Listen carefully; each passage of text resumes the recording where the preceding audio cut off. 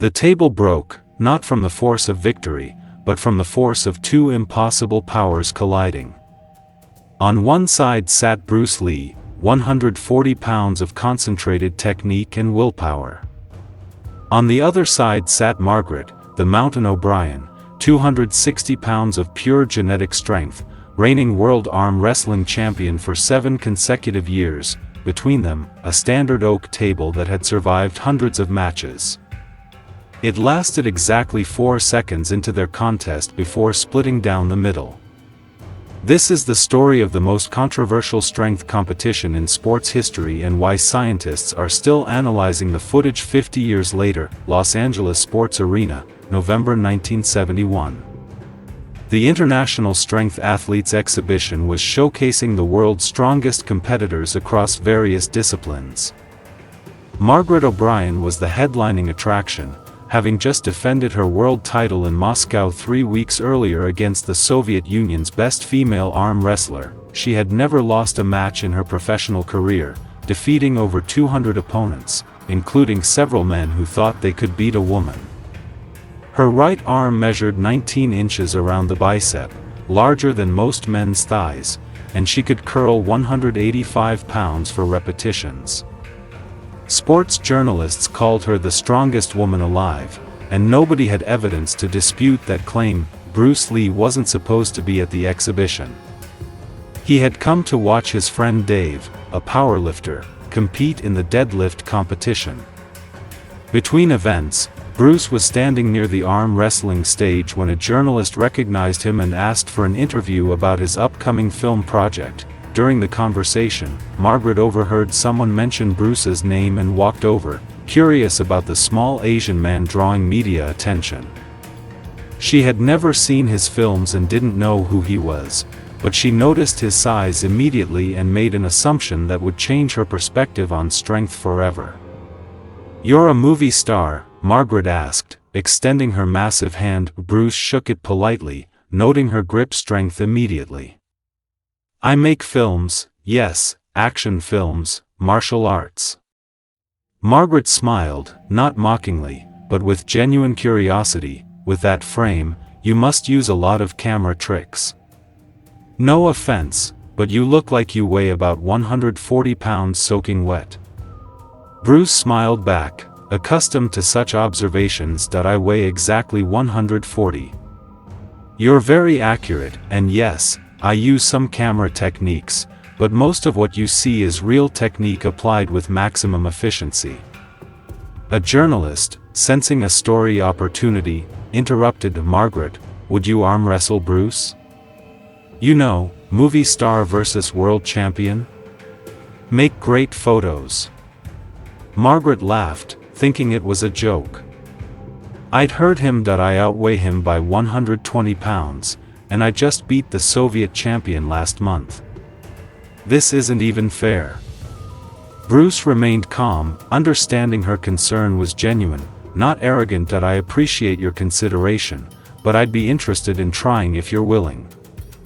I understand you'll likely win based on raw strength, but I'm curious about the technical aspects of arm wrestling."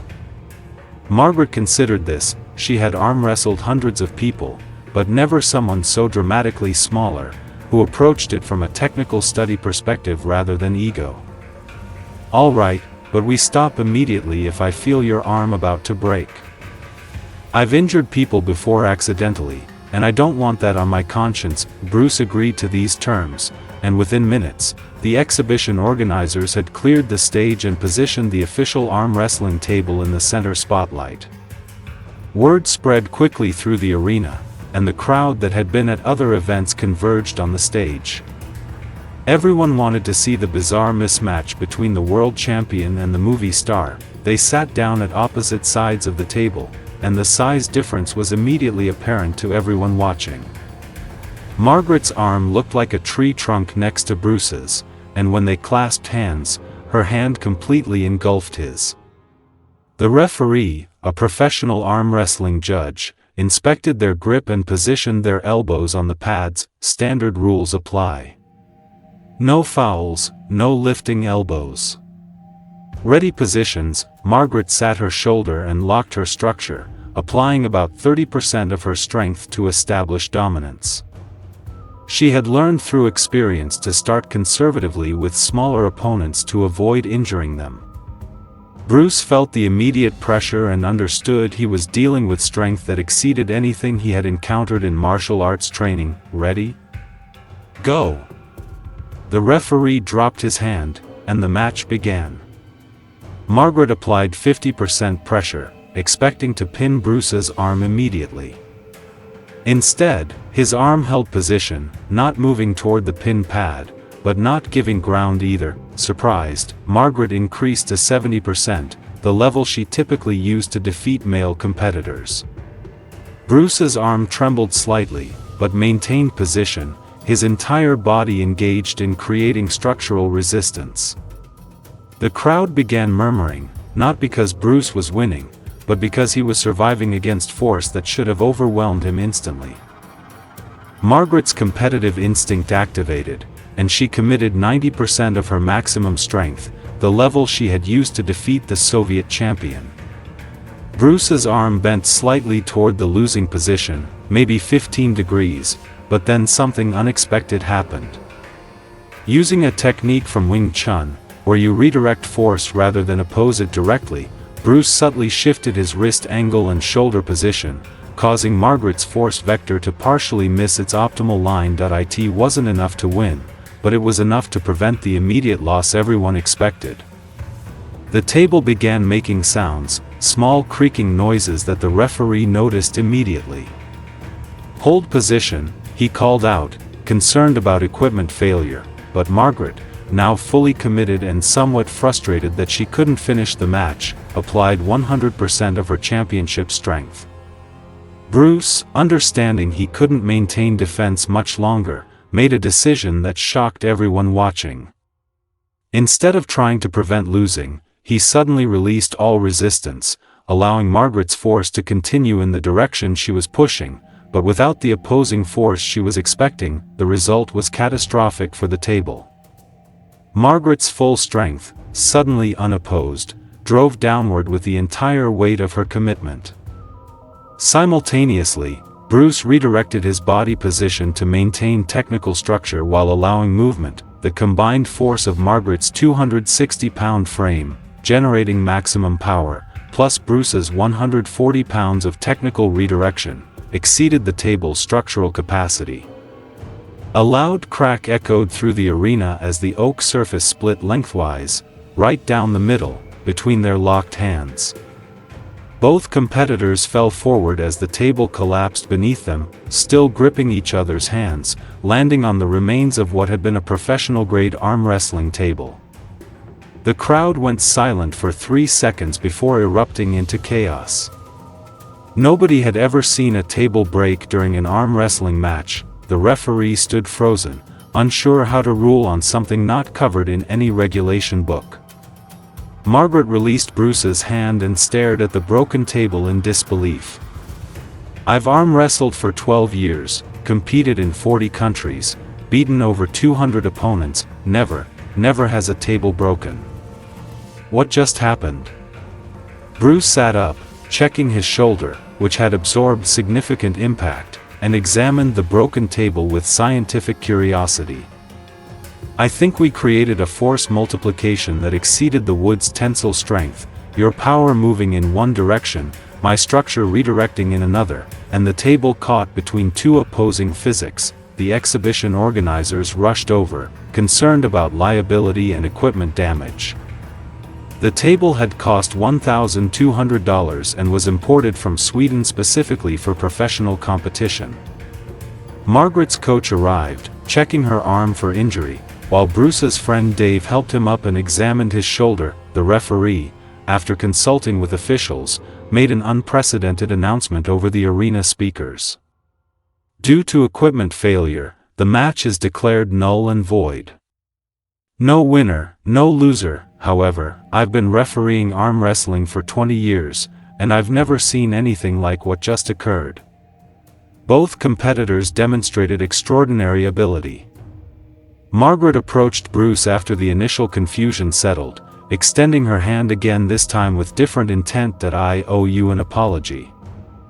I assumed because you were small and from movies that you had no real strength. That was ignorant, what you did there, that wasn't just technique. You have real power, just concentrated differently than mine. I've felt what 260-pound men can generate, and you matched that at 140 pounds. How? Bruce appreciated her honesty and scientific interest. Your strength comes from muscle mass and leverage developed through years of specific training. My strength comes from whole-body integration and neural efficiency developed through different training. You generate power from your arm and shoulder. I generate power from the ground up through my legs, hips, core, and spine, all channeling through my arm. Different methods, similar results when properly applied. Also, I wasn't trying to beat you. I was trying to understand the force you generate and find the technical answer to surviving it. They talked for 30 minutes after the exhibition, comparing training methods and discussing the physics of strength generation. Margaret admitted that Bruce's technical approach had exposed a weakness in her strategy, that she relied primarily on overwhelming force rather than technical positioning. Bruce acknowledged that Margaret's raw strength was something he couldn't match pound for pound, and that his survival had depended entirely on technical redirection rather than direct opposition. They discussed the broken table, agreeing that the combination of her mass-generated power and his technically channeled structure had created a force neither of them could have produced individually. The sports journalists who witnessed the event wrote extensive articles, though they struggled to classify what they had seen. Was it a demonstration of strength? Technical skill? Physics? One reporter interviewed structural engineers who analyzed photos of the broken table and calculated that the force required to split oak of that thickness would need to exceed 4,000 pounds of concentrated pressure. Neither competitor could generate that individually, but their combined forces, meeting at perpendicular angles at the moment of table failure, created the destructive result. Margaret went on to defend her world title 3 more times before retiring undefeated in 1974. In interviews, she frequently mentioned the Bruce Lee match as the most educational moment of her career, saying it taught her that strength without technical understanding has limitations. She began incorporating technical positioning into her training, which she credited with extending her championship reign. Bruce used the experience as a teaching example in his martial arts philosophy, demonstrating that size and strength advantages can be mitigated through technical knowledge and strategic thinking, though never completely eliminated. The broken table became something of a legend in arm wrestling circles. The Swedish manufacturer requested photos and witness statements. Unable to believe their product had failed under human force, they eventually sent representatives to examine the pieces, confirming that the break resulted from extraordinary pressure applied at an unusual angle, creating shear force the table wasn't designed to withstand. They redesigned their tables afterward, adding reinforced core structure specifically to prevent similar failures, though they acknowledged that the combination of factors that caused the break would be nearly impossible to replicate. Scientists studying biomechanics became interested in the incident when footage emerged years later. Video analysis revealed that Bruce's body position during the match showed complete integration of muscle chains from feet to fingertips, something typically only seen in elite Olympic lifters. Margaret's force generation showed textbook mechanical advantage, using her mass and lever arms optimally.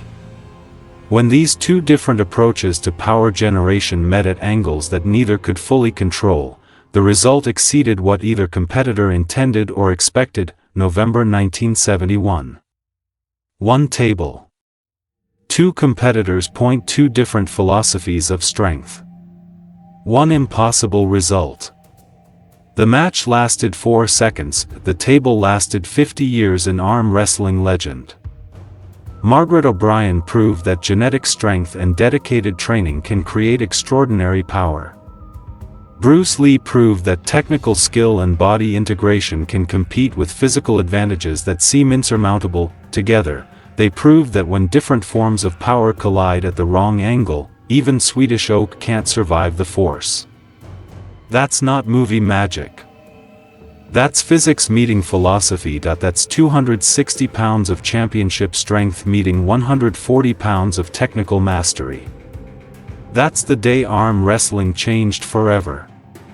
And a table died proving it.